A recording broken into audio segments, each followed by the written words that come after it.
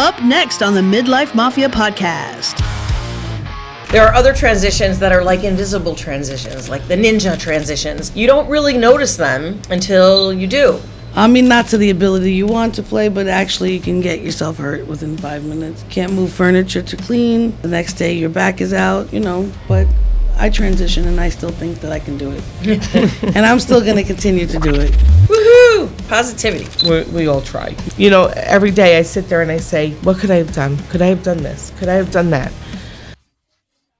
Welcome to the Midlife Mafia podcast. My name is Christy. Today's episode is Transitions in Midlife. Hi, I'm Marietta, and I didn't even realize I transitioned into midlife. Hi, I'm Elle, and I did. Oh, yeah. Oh, yes, you did. The Midlife Mafia is an experience geared towards women over 40. We're going to make you feel powerful and confident and excited about the woman you are and what the future lies in store for you. We're three very different women. Very Different. And we're putting the Gen X spin on midlife. We're going to talk about a lot of things. We're going to talk about women's health, relationships, careers, and some things that maybe mom forgot to tell you about. Sex. Like that. And I have illustrations. I'm sure she does. Yeah, I'm sure. Midlife is a time of change. It's a time of reflection.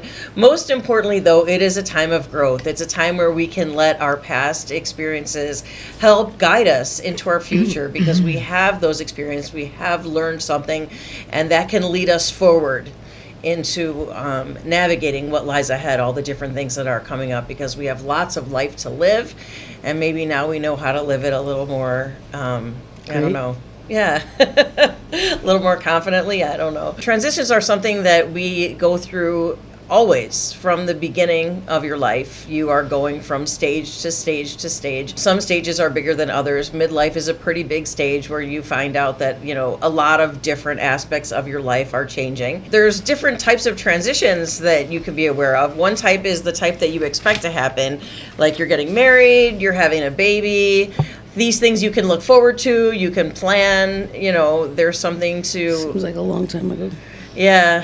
Extremely long time. Well, you've got retirement is one of those you can plan. Hopefully. Then there's these transitions that you can't plan for. A lot of those are based on loss, which unfortunately the older we get, the more we have to deal with transitions like that, and you just have to make your way through them. You have to navigate your way through something that was completely unexpected, but yet happened and is going to change the way that you go from then on. There are other transitions that are like invisible transitions, like the ninja transitions. You don't really notice them until you do, so it's like a lot of little things may be building up, and then one day you look in the mirror and you say, Mom, what are you doing in there?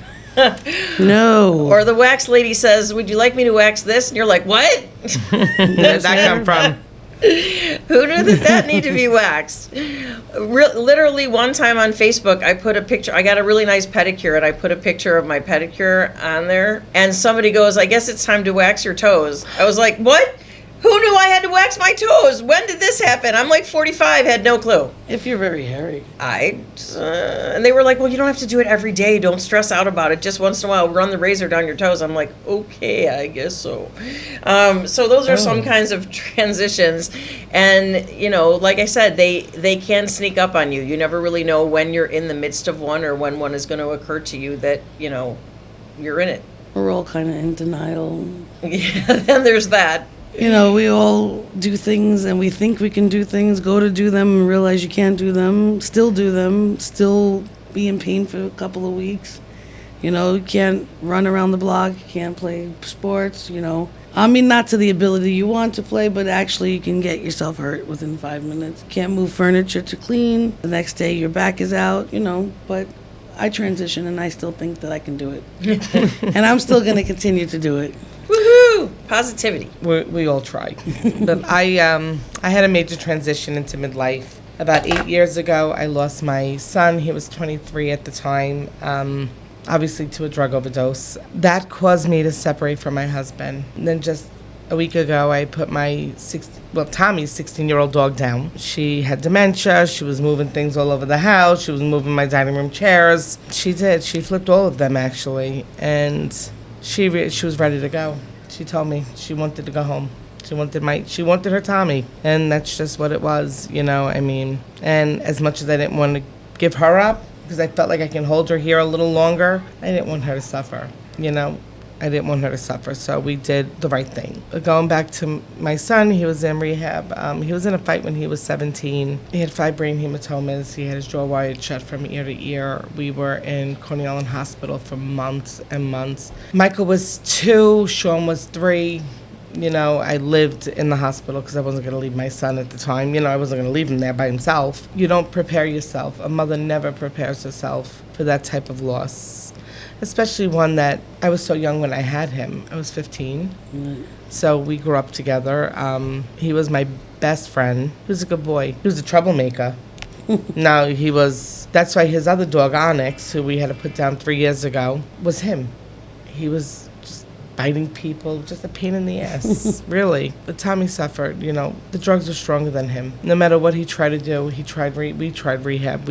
I brought him to Dynamite. I could never remember, I can't believe I remember that name now, on Coney Island Avenue. If you were under 18 or under 20, you can go there, and I used to go to the parent meetings every Wednesday night. It was time for me to go visit him upstate New York. It was Pennsylvania, actually. And I remember all the Amish on the horse and buggies and stuff. And I get there. Now, I'm not a driver. I drove myself. It was like 4 hours. And I get there, and you have to go into another little room first, up the hill, and you have to watch a class. I fell asleep during the class. I felt so bad. But I was so exhausted from that drive. It was such a horrible drive. And I get up to see, like, we're ready now, and we go up to the hill, and he's there with his bags and his shoes, and I had to take off. I backed down the hill and left because I didn't want him coming home. I wanted him to get help. And then the next week at the meeting, she pulls me over, Marina. I'll never forget that name. And she comes over and she goes, Tommy's on a bus back. He's coming home. They can't hold you. They can't hold them. They can't hold them there. It's not mandated, even though, I'm sorry. It should be. It should be. It should be. And then he had to go to Florida because I couldn't have him a bus right away. He had to get help. He had to get the help he needed. And he was doing absolutely amazing. And it was Labor Day weekend, 2017. I'll never forget it. They were bracing for the hurricane, and he went missing. And I spoke to his counselor, and the counselor was like, Mom, don't answer his phone. He'll come back to us. Don't answer him. Don't be his enabler. And I listened because he's the professional. Well, I never got to say goodbye, nor did my son come back.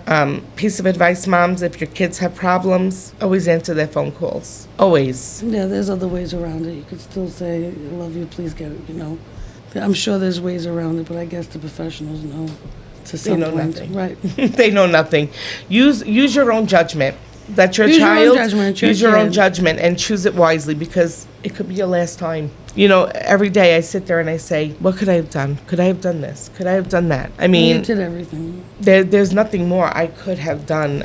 I would have given any amount of money, and I would have switched places as you would or anybody else would have done. He just suffered, and he fought it. He did. And you know what? Again, it was so nice coming to your grand opening where your uncle was like, oh my God, are you Tommy's mom? And he remembered me. My son didn't even play for your league. Right. Like that league, he was with St. A's, and your uncle was with St. Ephraim's. Right? Yeah. Is it St. Ephraim's? Mm-hmm. And he was like, oh, your son was such a good ball player. And he was.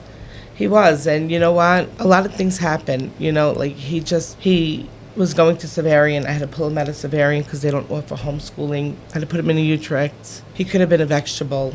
Again, he had 5 brain hematomas. We had to work on his brain, work on his jaw. So we did that, and he just lost all hope. With the pain medication, and then just leads to other things. Absolutely.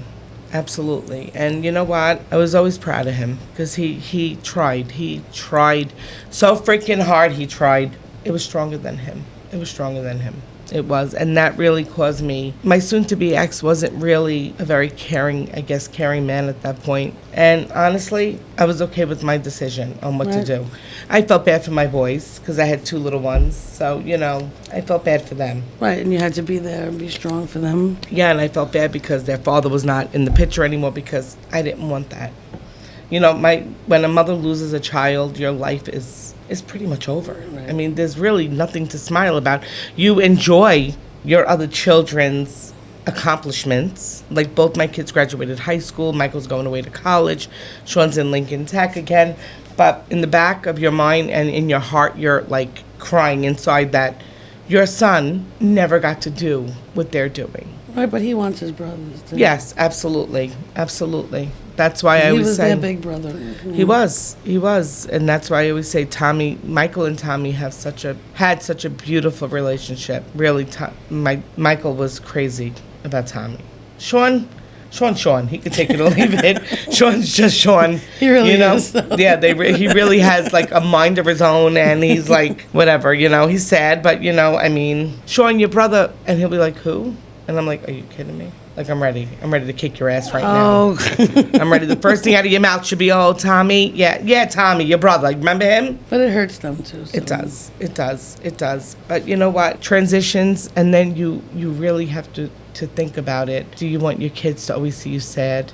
Especially when they always knew you as happy and funny and outgoing, and I could make homeless people laugh normally. Really, well, you could now again. I probably still could, but I feel guilty doing it, and I try to put that in the back of your mind. You shouldn't be guilty for living. You shouldn't be living without your children, but it took me 8 years to realize you shouldn't be guilty. And he's probably calling you an idiot. Yeah, my son is calling me an idiot. Right. I went to many mediums. Many, and they were like, oh, he sits in the front seat and he plays, and he does. There's a couple of songs by The Weeknd that he used to sing. I have videos of him, and as soon as I turn my car on, it's one of those, and I can still see him like doing his dance in the mirror, and and that puts a smile on my face because I know he's sitting next to me. So now I try not to have too many things on the seat to make room for him. Hey, you got to drive me home. You got to drive me home. Because sometimes I don't fall asleep anymore, and I think that's because of him. I normally fall asleep driving. I'm a very bad driver. But I actually drove Michael to PA, 3.5 hours there and 3.5 hours back, and I didn't close my eyes once. Well, that's good, because you shouldn't. I told you I get my best sleep behind the wheel. That's great. Yeah. Well, yeah. I feel for you, and I can't believe that you had to go through something like that. Me too. I'm so sorry. And hopefully we can, do something. Hopefully in we his can memory change a little maybe bit. we can help change some other kids and have parents not go through Absolutely what I had to go through. And there's so many different things that they can do. Go speak to somebody. As a mother, I had no clue. I always said, oh, it's nothing. It's not, because I didn't know how bad. You don't know how bad it is. I don't care who you are. You could be Mother Teresa. Your kids are not telling you everything. Absolutely not. That's why I said, sometimes I'm like, well, when Michael's ready to maybe experiment, should I just buy it for him? Or, and it's like, just threaten I'm their not talking like lives. marijuana, though. Just because threaten their everything lives, else is Christy. out of the question. Threaten their lives. But does it work that way? Because No. if you tell them to not do something, they do it anyway. Yeah. That's how I feel. You don't know when they're going to make the decision to, go out. You just got to go to the corner store anyway, so it doesn't really matter. It's horrible. It's all over the place. It's one It's a time, very it's a big- mistake that you make that it hooks you the first time. Now, I personally think they should all be shot, these drug dealers, but that's just my opinion. Go to work. Have a normal life. Generally, job. it should be, there's a lot of cuts down on the medical and dental side with writing of the prescriptions, because the prescriptions lead to it. And I've had my experience with my family in that. And, unfortunately, you're in pain. You had a back injury, you had this, and then right away you're going to give opioids, and then you can't get a prescription refill, so you're going to go to the street, and then the street has the fentanyl and all that stuff. And then when you can't get that, you'll go to heroin or, something like that. And that's just really the cheaper, you're going to look for the cheaper thing because drug habits are very expensive. And it becomes a big deal, but unfortunately you can't change that with anybody. And it doesn't matter if it's the first time your kid tries it, they could die. Yep. Whether it's the first time You or the don't 20,000th time, it doesn't matter. You don't know what it's... Right, you don't know what it is. You don't know what it is We'll never know what anymore. they're doing. But we have to hope that stories like that are out there, help for them is out there, to say, it's not a good thing. I watch a lot of TikTok and a lot of I watch a lot of skits about this because it soothes me at night to know there's other people like me, other moms like me, and I really do. That's why I'm up to 3 o'clock every morning, because I sit there at night in my bathroom and I just hang out In your bathroom? In my bathroom, because I don't want my kids to hear it, so I hide in my own bathroom in my bedroom and I just listen. I like Happy Jack and There's a lot of I don't good, know any of them, but well, because you're not in this, so you will know. You will know. I'll make you watch some of them, but you spread awareness. Spread awareness because no mom should ever bury their children, ever. No. And that's it, I mean, and again, that caused me to separate from my husband, and I think about how's it. that going? Oh, I love it. Oh God, I'm free. I'm free. Listen, he's not a bad man. He just. Well, I know him, and I think that he's a nice man. You also have to remember something. There's only enough love in your heart for your children when something like this happens. But he was with you pretty much his entire life. Yeah, Tommy. I met him when Tommy was 1. But some people handle things differently, and Yeah. some people are actually. I can't say that he didn't like him. He just didn't treat him like he was his own. He didn't, and you know what? It don't click until afterwards because you love them so much. You don't see it. You don't see it. You don't feel it. You don't. But after that, I was like, yeah, I felt it. And you know what? It was time. And I'm. My God, I'm with Eric 32 years. Are we having a divorce party? I got married at Sirico's in a white wedding gown while I was pregnant with my last, and I'm gonna get divorced in Sirico's in a black wedding gown, and I'm not gonna be pregnant. But, Definitely not, right? Nope. All right. Nope. So we'll transition. So then you had to transition to Life again, pretty much, and you have to transition. We to all life. have to transition to different things. Like you transition to. You transition into smiling. You transition into having a good time. Acceptance. You transition. You feel. You Try try to live for your other children, and you try not to feel guilty anymore. I mean, there's so many things that transition come into play because one day you wake up and you're like, you smell them, and then the next day you're like, stop it. You can't do this. You can't live like this because you're not living. Right. I mean, if they took me now, I feel bad for my children. You know what I'm saying? Because they need me. I'm their mother. They live with me. I'm their mom. Who's gonna? I'm sorry, but I hate to say it. Eric's not gonna know how to get Michael's dorm ready. Well, you have siblings. But it's not. But what I'm No, I know. But what I'm saying is, I need to be here, and that's why I'm still here. I need to be here for them. Right, so yeah. And when it's time, I go and I be with my Tommy and my Bella, my Onyx, my Fuzzy. Oh my God, I can't wait. Well, you have a long time to go. We'll see. Yeah. That's a very good transition strategy, acceptance. That's one of the top things that is the hardest thing, but it's a way to get through. It took me 8 years. It took me 7 years because this is his 8th year, September. So it took me a long time. But you know what? That medium actually told me, please stop crying. She actually said, Tommy said, be nice to Eric.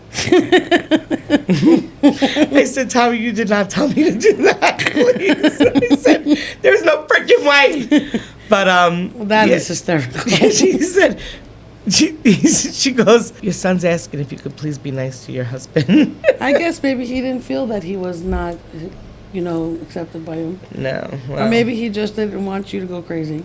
Again, there's so many different things that you're right. Transition is so many different things in your life. It's every step. It's every stage. It's me not having a period. You transition to that. What's wrong with me? Do I have ovarian cancer? Do I have this? Do I have that? Why did I lose my period so young? Then I thought about it the other day, and I was like, my niece was like, I'm going to have my period on vacation. And I'm like, no, just go get a shot. So Dr. DeFazio used to give you a shot whenever you didn't want your period. So I said, maybe that's what screwed up my period. No, I used to get, like, double up on the pills. I've never taken the pill. That's why I'm always fucking fertile. I've never had the pill. I heard it bloated you. I don't need any more bloatiness. Well, I didn't want any children until I was ready. I don't want any children now. I'm done. Well, Elle, how do you handle your transitions? As well as I can, just like the same way I try to be like you. I try to just accept them as frustrating as they get. To me, it comforts me to read about what's actually happening. Because my transitions, I have a lot of transitions too. My midlife transition was a physical transition because otherwise, I never would have known. It was all these physical symptoms that were very uncomfortable and that really made me feel like I wasn't me. And You were in rage. I I was just a wreck. I mean, beyond anything that I had ever known about myself. I couldn't think.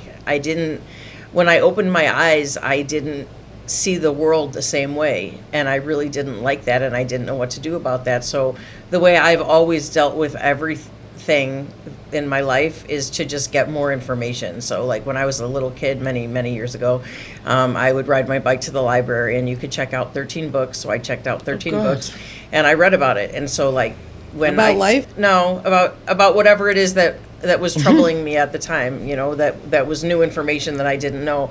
So when this perimenopause happened, that's what I did. I turned to, studies and, literature, and, I tried to understand what exactly was happening and to see if maybe within those lines I could find a way to make it manageable for me, because that's how I always just, dealt with transitions, by trying to educate myself so I could see beyond them and see to the other side, and so that's what I did. I just read a lot and tried a lot of different things that I read about, and until something worked. And then you don't even know, it works for a while and then it doesn't work, and then I stopped going on Facebook because all the supplements were always being advertised to me, which I did try all the supplements, and you still do it, don't you? Yeah, I mean, if it's going to help me, if I believe, if it's convincing enough, I think it's believable. Which there's a lot of things that are, I mean, women used to be, not so many women, like 200 years ago didn't live long enough to go through menopause, but if there's something that could help me that I think is worth a shot, I'll give it a shot. Depending on there's limits. God, no, there was no limits. I guess. I don't know. The mushroom powder's still working, right? You know what? I just decided to not take the mushroom powder today because I was feeling so, like I was having so many stomach problems, and I'm like, what has changed in my life in the last couple of weeks? The mushroom powder. So I'm like, I'm going to skip it. So, I try to, I try to keep on it. I try to figure out what the problem is so I can solve it, because what I want is the same thing that you want. I want to feel happy, and I want to feel normal, and I want to feel like I can help other people, and that I can be present for the people who need me. So, that's how I try to, that's how I deal with it. Sometimes it works, sometimes it doesn't, but I always keep my mind open. Yeah. Well, Marietta brought something with her today. I did, and I'm ready. This is my Peter Thomas Roth Botox in a bottle. Oh. It's for any women that are afraid of needles in their faces. Go with that. A few people had asked about it. They have. Well, all you do is you wash your face, you apply a thin layer, get in the wrinkles, fan it or blow dry it with cold air. It's cold activated, I think. I use cold because the fan is cold. Do you keep it in the fridge? No. Because some things you keep in the fridge. You hold the fan like right on? I hold the blow dry. I don't have a fan. Yeah, so on cold. And I blow dry it my face, and I hold it on cold, and then you splash it. You don't wash it. You just give it a little spray of water, and then you put your makeup on, and it works. I mean, I don't think today, but... Take pictures as you go along. I'm doing it for 6 weeks. If I remember sometimes, I remember sometimes I don't. This is only going on 6 weeks? I feel like I've been hearing about this forever. Well, yes, because somebody else told me about it, but it's only going on for 6 weeks. Kirsty's right. That's the best way, is to take before and after pictures. Yeah, because you really can't tell. Yeah. Sometimes you can't tell, yourself. But I know I have all these wrinkles up here. Oh my God, please. I said nothing. No, I'm saying it does work, because I could see my eyes get better with it, and I could see that I can't blink because it tightens my face so much. It is amazing, but up here I think I have too many. I think I have too many wrinkles. The last time I could blink, I had Bell's palsy. Oh God, I probably have that too. Can I blink? Now, when you put that stuff on, it tightens your whole face. You're like, what? Your eyes are wide open. You're blinking. No, I know I'm blinking. I can blink now because But you can't blink? No, half of your face is paralyzed. And you want to hear a funny story about that? But you still can't blink? Your eye is paralyzed. No, so you really still can't blink. Wait, when is your eye paralyzed? When just you blinked. have Bell's palsy. No, I thought you meant right God. now. You still didn't get it back.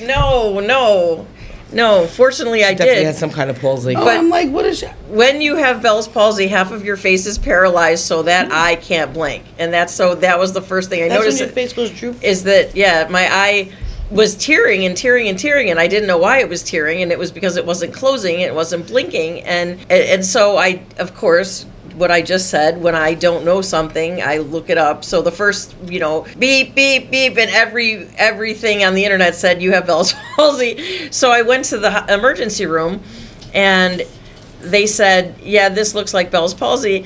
And they said, can you move your forehead like up and down? And I said, I better not be able to. I just spent $400. I'm like this. I'm like, I just spent $400 not to be able to move my eyebrows up and down. Yeah. Maybe you got it from that. They don't actually know why you get Bell's palsy. That's still something that is, they don't know, which is weird. They think it's got something to do with air on your, it's in your nerves. It's in your, it's in your I still spinal can't cord. believe she rode her bike to the library and took out 13 books. When I was a kid. Yeah, but back in the day, they were hardcover. Yeah, How did back you in the carry day, you them? had a basket on your bike. I know, with little tonsils. I had a strawberry shortcake bike too. And it had those things on the Oh, thing, hey, that's a banana good seat time And the banana seat. for our new feature. Our new feature, Childhood. is flashbacks. Strawberry shortcake. Smurfs, color forms. I always like the Smurfs too. Oh my god. I was trying to think, la I la la. could- What is it? Oh my god, I just. No, forgot the that's song. not the Smurfs. Is that? Yes, it is. Nah, la la. La la la la. Come on. The banana splits are la la la Give me la the la Smurf la song. la. We need the Smurf song, please. We need the Smurf song right now, Amanda. Now, because I Papa thought it was Smurf. Georgette. Is Georgette a Smurf? Possibly. Smurfette. Smurfette. I know Smurfette. Smurfette. She was the pretty one. There was She only was one the girl. blonde. She looked like Blair from the Facts of Life. I love that. What? Smurfette looked like Blair from the Facts of Yeah. She Life. had that blonde hair and Oh my she was god. blue, so if she was white, she would look like Blair. I can't believe you just said that. I was the only adult. I wasn't even an adult. I was the only teenager in the Smurfs movie. Remember their Smurfs hit the big screen? They used to go la la la. La la la la la la, sing I it all went on day that sound long. one. I was thinking of the Banana Splits theme song. No, it was something like Lala. I remember it. Well, they had movies after that. Gargamel. Yeah, Gargamel. And Azrael. Yes, the cat. Mm-hmm. He was scared of the Smurfs. Well, the Smurfs were kind of weird, you know. Oh my god. What about you, Elle? I remember like trends that we had. Like but they probably. I'm 11 years older than you guys, so Yes, you are. I don't Well, know. we're supposed to point that out. You're not supposed to say that. Well, I don't know if you know this trend, but You're there old. was a while that we in junior high school we put safety pins on our sneakers on the top of our sneakers where the flat Definitely laces. don't know about it. Yeah. Did you not have shoelaces? No, we put them on there like charms. What kind of sneakers? Oh. Any kind of sneakers. I mean, So there wasn't a specific... no, you know the part that goes flat like this. You would put a safety Oh, pin. instead of the... And no, you just clip it on like an accessory, and it would have little beads on it, like friendship beads. And your friends, Aw. yeah, Amanda's got a picture. Your friends would make them for you, and you would trade them with your friends, and you would be like, I got Cute. this one from Jill, and this one from Teresa, and you would trade, and you would have that was like a fad for a while. Oh, that was like a cool thing. Yeah, That's pretty awesome. it was a fad.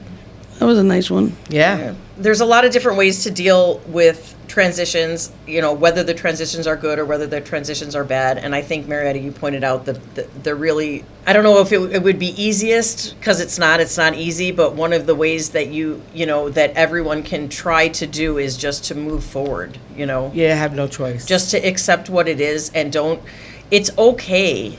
mourn, right. mourn, and then accept. I mean, it's harder if you don't have other children, but if you do, you have to go on for them. And everything that happened to you is who you are now. You're a sum of all your experiences. So this made you, this is part of who you are, and it's okay. And you have this, and you'll never not have this. And, and it helps you go forward, and maybe it helps you with your other children, and it just helps you.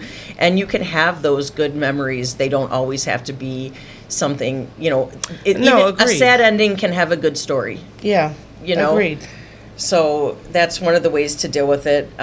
You can also find, in much lesser emotionally charged transitions, you can also find other things to do instead. Like if it's something that you can't do, like painting or something. My mom is 83 and she's still I definitely can't paint. painting her bathroom not for the painting. 8 billionth time. Oh, no, I can paint walls. I thought you meant like artist paint. No, my daughter's like, get off that ladder, you're 83. I thought you meant like add it, like sip and paint maybe. I like that. No, but my mom still hasn't figured out at 83 she can't like re-wallpaper the thing Yeah, well, and like, you can't do it at 46, so I mean... She just won't let you she won't let you stop her. Like, she, and she's fallen off the ladder. I mean, but you get back up, and she still goes. I think I do the smartest thing. I pick up a phone and call a contractor. Right, but I think that for your mom doing that, it's actually... Therapeutic. I mean, other than... All right, so she breaks a hip. I mean... Twice. Right, I mean... And her foot. She's happy, though, and I think that she's doing what she wants to do, and I don't see that anybody should stop her. She should make that decision. If she wants to be in pain for weeks and weeks and weeks, but she wants to change her bathroom, let her change it. At this point in your life, at 80, how old? I think she's 83. I think. That's the part of... I can't. She thinks. The part of midlife is that your parents are getting older and it's like, I don't feel like they were always the ones that told you what to do. So now what? All of a sudden you're telling your parents what to do? Well, you have to take care of them, I mean, don't tell them what to do. First of all, you know my mother. You can't tell her what to do. So, but you start having to tell them to slow down a little bit. Actually, my mother slowed down herself, so I don't think I really have to tell her, but your mother apparently likes to remodel the house. So. Right, and she's going to get hurt.